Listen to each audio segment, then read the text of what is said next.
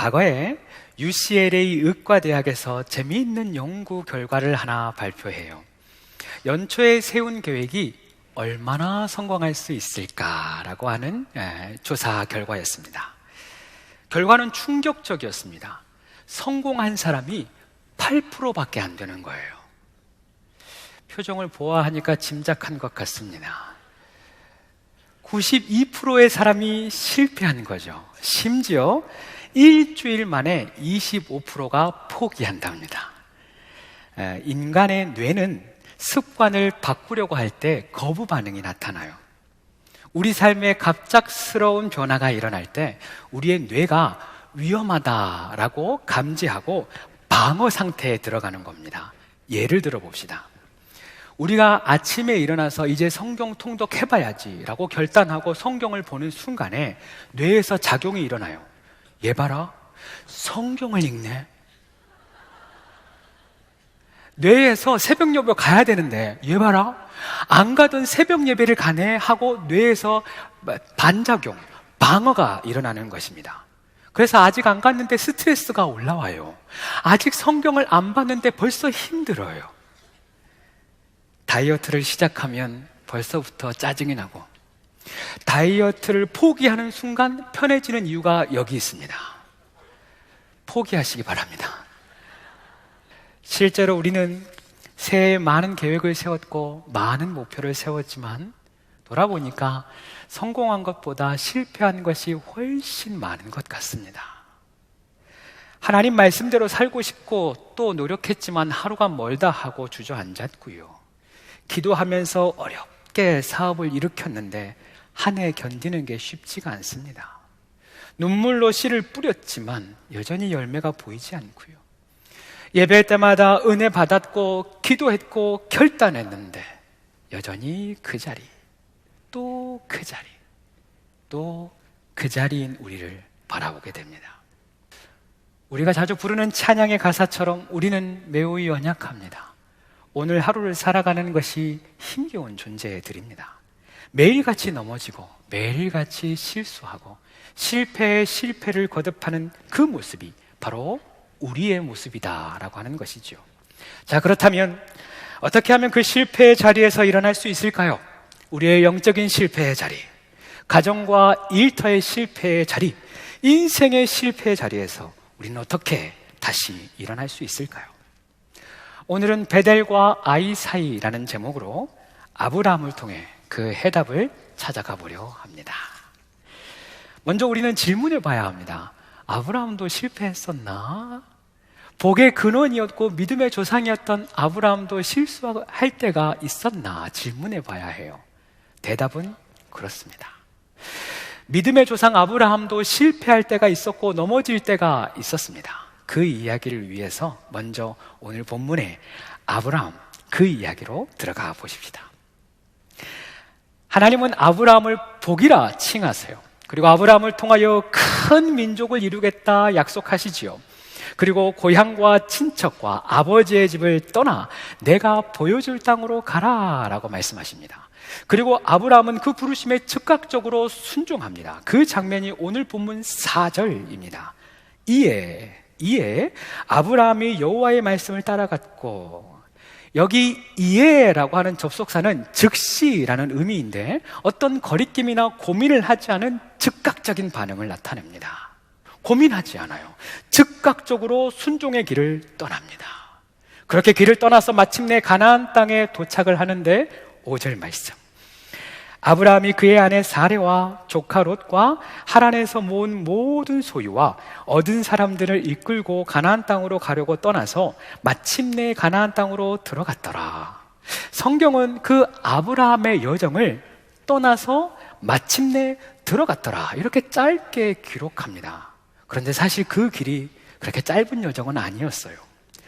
유프라테스 강을 건너서 다메섹을 지나 헬몬산을 돌아서 가는 길인데 학자들이 추정할 때는 약 700km 정도라고 이야기합니다. 안 놀래요. 이게 말이 700km지요. 내비게이션을 켜서 서울과 제 고향 여수를 찍으면 350km 정도가 나옵니다. 그러니까 얘기해보면, 생각해보면 서울과 여수를 왕복해서 걸어서 갔다라고 하는 것입니다. 늦었어요. 주님, 아브라함이 정말 대단했던 것이 이 700km 이동하는 동안에 한 번도 불평하지 않아요. 한 번도 하나님을 원망하지 않습니다. 그 긴 시간, 그 어려운 길, 수많은 식소리를 다 이끌고 가는데 언제까지 가야 합니까? 어디로 가야 합니까? 한 번도 묻지 않고 걸어가는 것입니다. 그렇게 아브라함이 그 먼 길을 하나님만 붙들고 걸어갑니다. 아브라함이 그 어려운 길 오직 말씀 붙들고 한 걸음 한 걸음 걸어가는 것입니다. 이것이 아브라함의 순종이고 믿음이었습니다. 저와 여러분의 믿음이 그와 같이 되기를 축원합니다. 그런데 그 이후에 아브라함에게도 위기가 찾아옵니다. 아브라함이 마침내 가나안 땅에 도착하자 하나님이 나타나셔서 이 땅을 너와 내 자손에게 주겠다라고 말씀하세요. 그리고 그 말씀을 들은 아브라함은 하나님께 감사와 찬양의 제단을 쌓아 올립니다. 그런데 어찌된 일인지 그곳에 머물러 있지 않고 장막을 옮겨요. 8절 말씀입니다. 거기서 베델 동쪽 산으로 옮겨 장막을 치니. 이유가 짐작은 됩니다. 성경은 그곳에 가나안 사람들이 있었다라고 기록합니다. 가나안 사람들, 기골이 장대하고 싸움이 능한 사람들이었어요. 하나님이 주시겠다 약속하신 그 땅인데 가보니까 가나안 사람들이 이미 자리 잡고 있었던 거지요. 내쫓을 힘은 없고 거기서 버틸 힘도 없는 거예요. 아브라함은 결단해야 했어요. 거기에 머무를 것인가 아니면 떠날 것인가. 그런데 아브라함이 결국 물러섬을 선택합니다. 이것이 첫 번째 실패였어요. 그리고 이어서 또다시 위기가 옵니다. 아브라함이 남방으로 내려가는데 그 거할 곳을 찾다가 하필이면 그 땅에 심한 기근이 찾아옵니다. 아브라함이 또 선택해야 했어요. 하나님이 말씀하신 그 땅으로 올라갈 것인가 아니면 양식 때문에 애굽으로 내려갈 것인가. 아브라함은 또다시 하나님이 아닌 양식을 선택하게 되지요. 애굽 땅으로 내려가는 거예요. 성경에는 아브라함이 애굽 땅에서 제단을 쌓았다라는 말이 없어요. 장막만 옮긴 것이 아니라 그의 마음, 그의 믿음도 어쩌면 하나님과 조금씩 멀리 떨어지고 있었던 것이지요. 이것이 아브라함의 두 번째 실패입니다. 문제는 계속됩니다. 성경을 보니까 사라가 심히 아름다웠대요. 사라가 믿음도 좋고 심히 아름답고 그랬대요. 아브라함의 마음에 혹여나 애굽 사람들이 자신의 아내를 빼앗기 위하여서 자신을 죽일까 봐 두려운 거예요. 그래서 애굽에 들어가자마자 사라를 동생이라고, 누이라고 하자라고 이야기를 합니다. 그런데 사라가 얼마나 이뻤던지 그 소문이 애굽의 왕 바로에게까지 금방 흘러 들어가요. 결국에는 바로가 아브라함에게 값을 치르고 사라를 궁으로 데리고 옵니다. 위기 모면하려고 했던 그 한 번의 거짓말 때문에 사라가 팔려가게 되는 상황까지 이르게 된 것이죠. 아브라함이 경험한 세 번째 실패인 것입니다. 다행스럽게도 하나님의 주권적인 개입으로 아브라함과 사라는 구출이 됩니다. 하지만 그 아브라함의 마음이 어떻겠느냐라고 하는 거예요. 한 번의 실패도 우리의 마음을 낙심케 하는데 연거푸 이어지는 그 실패의 경험이 얼마나 아브라함의 마음을 상하게 했을까 금방 상상이 됩니다. 하는 일마다 실패로 끝나고 계획한 모든 일이 좌절되었어요. 영적으로도 바닥을 치고 가정도 깨어질 위기에 놓였었어요. 영적으로나 심적으로나 모든 상황 가운데서 바닥까지 무너지는 상황을 경험하고 있는 것입니다. 그때에 아브라함은 어떻게 하느냐? 첫 번째, 아브라함은 그 실패의 자리에서 하나님 앞에 예배합니다. 아브라함은 장막으로 옮길 때마다 그리고 하나님의 음성이 들릴 때마다 제단을 쌓고 하나님께 예배를 드려요. 12장 7절의 말씀이 이렇습니다. 자기에게 나타나신 여호와께 그가 그곳에서 제단을 쌓고 그리고 13장 18절에도 동일한 제단이 나옵니다. 마므레 상수리 수풀에 이르러 거주하여 거기서 여호와의 이름을 위하여 제단을 쌓았더라. 뿐만 아니라 아브라함은 실패의 자리, 말씀대로 살지 못했던 그 첫 번째 실패, 첫 번째 물러섬의 자리에서도 예배를 드려요. 철저하게 무너졌던 그 자리에서도 하나님 앞에 제단을 쌓는 것입니다. 12장 8절, 거기서 베델 동쪽 산으로 옮겨 장막을 치니 서쪽은 베델이요 동쪽은 아이라, 그가 그곳에서 제단을 쌓고. 그리고 13장 4절, 그것은 그가 처음으로 제단을 쌓은 곳이라. 거기서 아브라함은 주님의 이름을 부르며 예배를 드렸다. 이처럼 아브라함은 예배로 살고 예배로 회복하고 예배로 일어나는 예배의 사람이었던 것이죠. 2019년 우리는 위임 목사님과 함께 느헤미야의 말씀으로 새해를 시작했습니다. 예루살렘이 성이 무너지고 성문이 불탔다는 소식을 느헤미야가 듣고 슬피 울며 금식하며 수일 동안 하나님께 기도하지요.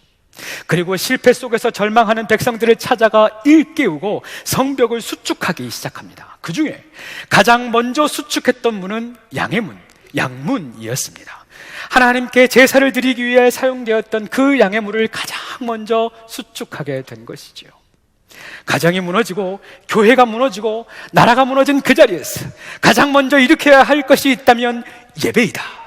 육적과 영적으로나 외적으로나 모든 것이 철저하게 무너진 그 자리에서 가장 먼저 회복해야 할 것이 있다면 바로 예배다라고 하는 것입니다. 사랑하는 여러분, 누가 뭐래도 우리는 하나님의 자녀요, 하나님의 백성입니다. 성공도 하나님께 있고 실패도 하나님께 있어요. 우리의 삶도 하나님의 손에 있고 우리의 가정과 우리의 자녀도 하나님의 손에 있습니다. 우리의 교회, 우리의 민족, 나아가 세계 열방의 흥망성쇠가 하나님 손에 있을 줄 믿습니다. 때문에 예배에 실패하는 것은 모든 것의 실패입니다. 그렇기 때문에 예배의 성공은 모든 것의 성공이 되는 것입니다. 한소망 교회는 예배가 살아있는 교회예요. 예배를 드리고 나오면 수많은 성도님들의 얼굴에 은혜의 빛이 가득합니다. 벌써 은혜의 빛이 가득해요. 특히나 2부 예배 찬양이 그렇게 은혜롭다. 실제로 말씀을 통해 힘을 얻고 예배를 통해 삶의 회복을 얻었다는 그 이야기를 수도 없이 듣습니다. 사랑하는 성도 여러분, 한 번의 예배가 삶을 바꿉니다. 한 번의 예배가 인생을 살립니다. 한 번의 예배가 사람을 살리고 가정을 살리고 교회와 민족을 살리는 것입니다. 실패하셨습니까? 그곳에서 예배하시기 바랍니다. 넘어졌습니까? 그곳에서 다시 일어나 예배하시기를 바랍니다. 절망 가운데 있습니까? 낙심하지 말고 고개 떨구지 말고 포기하지 말고 그 자리에서 우리 하나님 예배하시기 바랍니다. 하나님이 일으켜 세워 주실 줄 믿습니다. 두 번째, 아브라함은 실패의 자리에서 하나님의 이름을 부릅니다. 우리가 보았듯이 아브라함은 가는 곳마다 제단을 쌓고 예배했던 사람이에요. 그런데 재밌는 것이 아브라함이 제단을 쌓았다, 예배했다 이 말은 많은데 하나님의 이름을 불렀다 이 말은 흔치 않아요. 오늘 본문에 등장한 두 장면이 그러한데요, 아브라함이 하나님이 말씀하신 그 땅에 있지 못하고 베델과 아이로 장막을 옮겨서 첫 번째 실패를 경험할 때, 그리고 애굽에서 철저한 실패 후에 다시 돌아와서 베델과 아이 사이에 섰을 때 하나님을 불러요. 무슨 말입니까? 문제가 있을 때, 실패했을 때 하나님을 불렀다라고 하는 것이죠.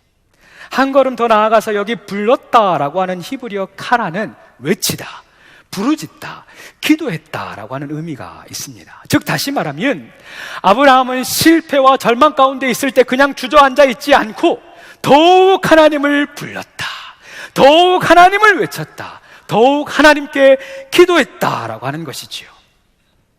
한편 오늘 우리는 아브라함이 있는 곳 베델과 아이 사이, 이것을 주목해야 합니다. 오늘 설교의 제목이기도 해요. 당시 베델의 원래 이름이 루스입니다. 아브라함이 살았던 그 당시에도 루스였어요. 그런데 성경은 그곳을 루스라고 하지 않고 베델이라고 칭하면서 아브라함이 베델과 아이 사이에 있었다라고 이야기합니다. 베델은 하나님의 집이라는 뜻이고요, 아이는 폐허라는 뜻입니다. 영적으로 바라보면 베델은 하나님과 하나님의 생명이 있는 자리고요, 아이는 세상, 멸망의 자리인 것입니다. 아브라함이 지금 하나님과 세상 사이에서 이러지도 못하고 저러지도 못하고 방황하고 있는 것이에요. 이 모습은 마치 베드로가 물 위를 걷던 사건과 닮아 있습니다. 예수님이 어두운 밤 풍랑으로 요동치는 바다 위를 뚜벅뚜벅 걸어오십니다. 제자들은 그런 예수님을 향하여서 귀신인 줄 알고 두려워하는데요, 베드로가 예수님이시거든 나로 명하여서 물 위로 오라 하소서 이야기합니다. 그때에 예수님이 베드로를 향하여 오라 라고 말씀하시고 베드로는 즉시 물 밖으로 발을 내딛고 예수님 향하여 걸어갑니다. 그런데 얼마 지나지 않아서 계속 몰아치는 바람 때문에 두려운 마음이 생깁니다. 앞으로 가야 하는데, 예수님께 가야 하는데 더 가지를 못하는 거예요. 그렇게 예수님을 앞에 두고 떠나온 배는 뒤로 하고 그 풍랑이는 바다 한복판에 있는 거예요. 예수님을 앞에 두고 예수님께 더 가까이 나아가야 하는데 두려움 때문에, 걱정 때문에, 염려와 근심 때문에 이미 떠나온 세상은 뒤로 하고 그 사이 어디쯤에서 방황하고 있는 것입니다.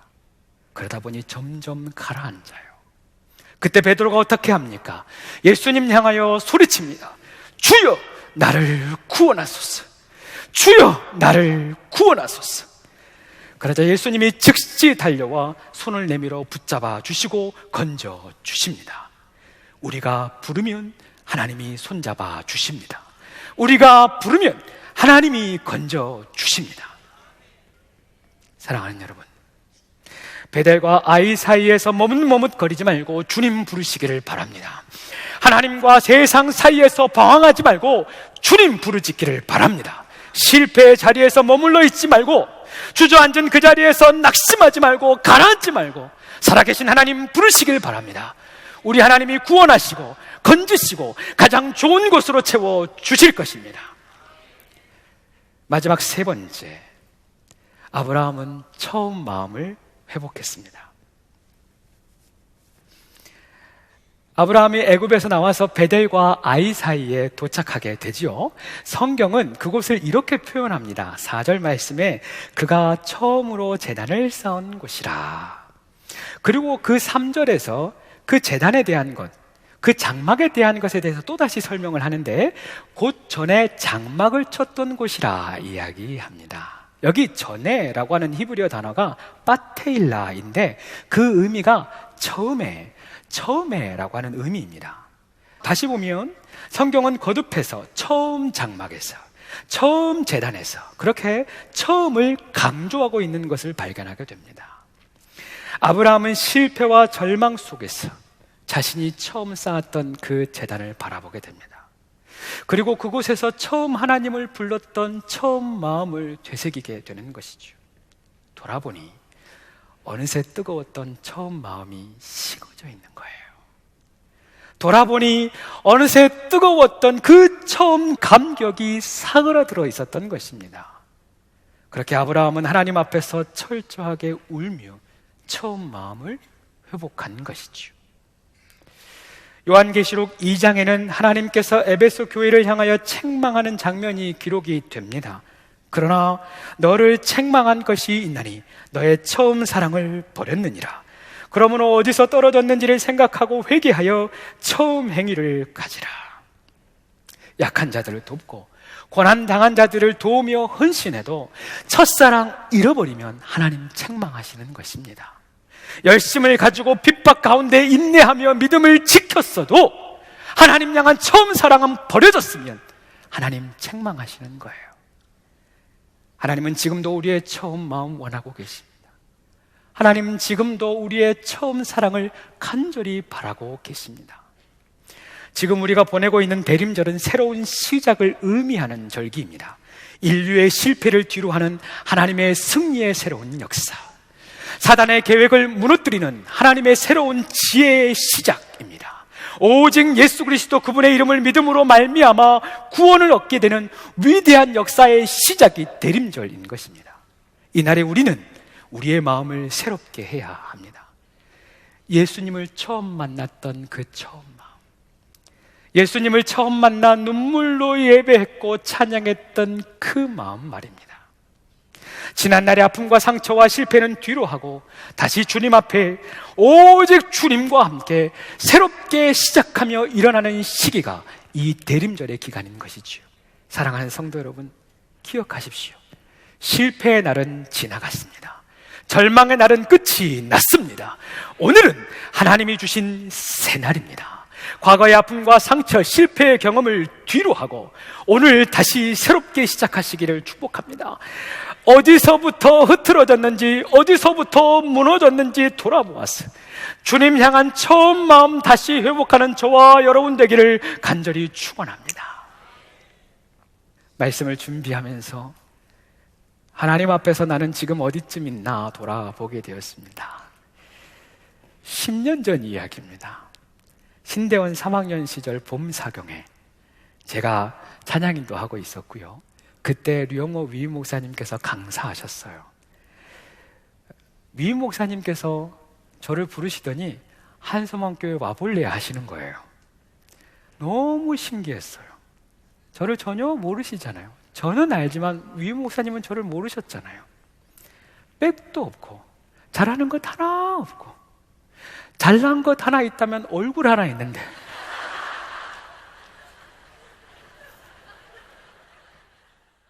아무것도 묻지 않으시는 거예요. 잘난 것 하나 없고 지식도 모자르고 배움도 모자르고 백도 없고 아무것도 없는 저를 위임 목사님이 불러주셨어요. 제가 그때 알았어요. 사람은 외모를 보거지만 하나님과 위임 목사님은 마음의 중심을 보신다. 한소망교회 불러주시고 하루하루 살아가다 보니 어느덧 10년이 지나 있습니다. 스스로 질문해 보았습니다. 하나님이 주셨던 처음 그 말씀 여전히 내 마음속에 뜨겁게 살아있는가? 하나님이 처음 주셨던 그 사명 여전히 내 마음 가운데 뜨겁게 타오르고 있는가? 한소망교회를 주셨던 비전과 영혼 구원의 가치, 그 열정 지금도 여전한가? 하나님을 향한 예배와 찬양에 대한 갈망함들 여전히 내 안에는 계속되고 있는가? 하나님을 향한 처음 사랑, 나는 여전히 똑같이 주님 사랑하고 있는가? 질문해보고 돌아보니 너무 부끄러운 거예요. 열심히 달려왔는데 하나님 원하시는 그 자리 아니라 어느새 저만큼 물러나 있는 제 자신을 보게 되었습니다. 돌아보니 제가 베델과 아이 사이에 있는 거예요. 돌아보니 제가 하나님과 세상 그 사이 어디쯤에 있는 것입니다. 회개하고 또 회개했더랬습니다. 여러분은 어떠십니까? 아브라함처럼 베델과 아이 사이에서 하나님과 세상 사이에서 주춤주춤하며 방황하고 계시지는 않습니까? 베드로처럼 예수님과 배 사이에서 머뭇거리다 세상 가운데 점점 빠져가고 있지는 않습니까? 지난 한 해 동안 실패가 거듭되어 절망 가운데 계시는 분 계십니까? 이제 다시 시작할 힘조차 없어 주저앉아 계십니까? 기억합시다. 예배하면 삽니다. 하나님 부르면 건져 주십니다. 우리가 다시 처음 마음 회복하여 주님께 돌아가면 주님 용서하시고 품으시사 하나님의 새 역사를 이루어 가실 줄로 믿습니다. 베델과 아이 사이에서 다시 일어나십시다.